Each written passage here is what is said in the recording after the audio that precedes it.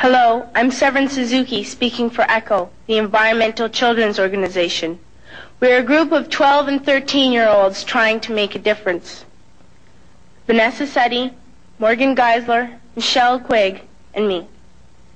We've raised all the money to come here ourselves, to come 5,000 miles to tell you adults you must change your ways. Coming up here today, I have no hidden agenda. I am fighting for my future. Losing my future is not like losing an election or a few points on the stock market. I am here to speak for all generations to come. I am here to speak on behalf of the starving children around the world whose cries go unheard. I am here to speak for the countless animals dying across this planet because they have nowhere left to go. I am afraid to go out in the sun now because of the holes in our ozone. I am afraid to breathe the air because I don't know what chemicals are in it. I used to go fishing in Vancouver, my home, with my dad, until just a few years ago we found the fish full of cancers. And now we hear of animals and plants going extinct every day, vanishing forever. In my life, I have dreamt of seeing the great herds of wild animals, jungles and rainforests full of birds and butterflies. But now I wonder if they will even exist for my children to see. Did you have to worry of these things when you were my age? All this is happening before our eyes, and yet we act as if we have all the time we want and all the solutions. I'm only a child, and I don't have all the solutions. I want you to realize, neither do you. You don't know how to fix the holes in our ozone layer. You don't know how to bring the salmon back up a dead stream. You don't know how to bring back an animal now extinct. And you can't bring back the forest that once grew where there is now a desert. If you don't know how to fix it, please stop breaking it. Here, you may be delegates of your government, business people, organizers, reporters, or politicians, but really, your mothers and fathers, sisters and brothers, aunts and uncles, and all of you are someone's child. I'm only a child, yet I know we are all part of a family, 5 billion strong. In fact, 30 million species strong. And borders and governments will never change that.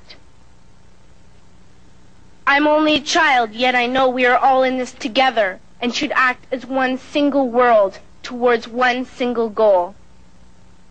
In my anger, I am not blind, and in my fear, I am not afraid of telling the world how I feel.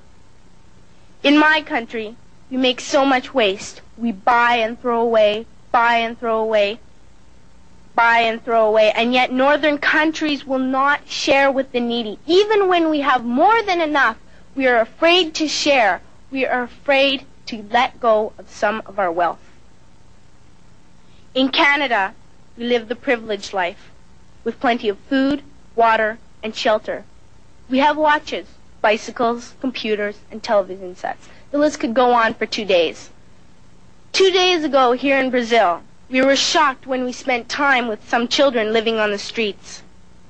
This is what one child told us. I wish I was rich. And if I were, I would give all the street children food, clothes, medicines, shelter, and love and affection. If a child on the streets who has nothing is willing to share, why are we who have everything still so greedy? I can't stop thinking that these are children my own age, that it makes a tremendous difference where you are born. That I could be one of those children living in the favelas of Rio. I could be a child starving in Somalia, or a victim of war in the Middle East, or a beggar in India. I am only a child, yet I know if all the money spent on war was spent on finding environmental answers, ending poverty, and finding treaties, what a wonderful place this earth would be. At school, even in kindergarten, you teach us how to behave in the world. You teach us not to fight with others, to work things out, to respect others, to clean up our mess, not to hurt other creatures, to share, not be greedy. Then why do you go out and do the things you tell us not to do?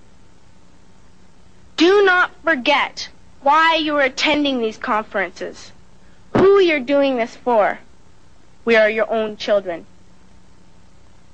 You are deciding what kind of a world we are growing up in. Parents should be able to comfort their children by saying, everything's going to be all right. It's not the end of the world, and we're doing the best we can. But I don't think you can say that to us anymore. Are we even on your list of priorities? My dad always says, you are what you do, not what you say. Well, what you do makes me cry at night. You grown-ups say you love us, but I challenge you, please, make your actions reflect your words. Thank you.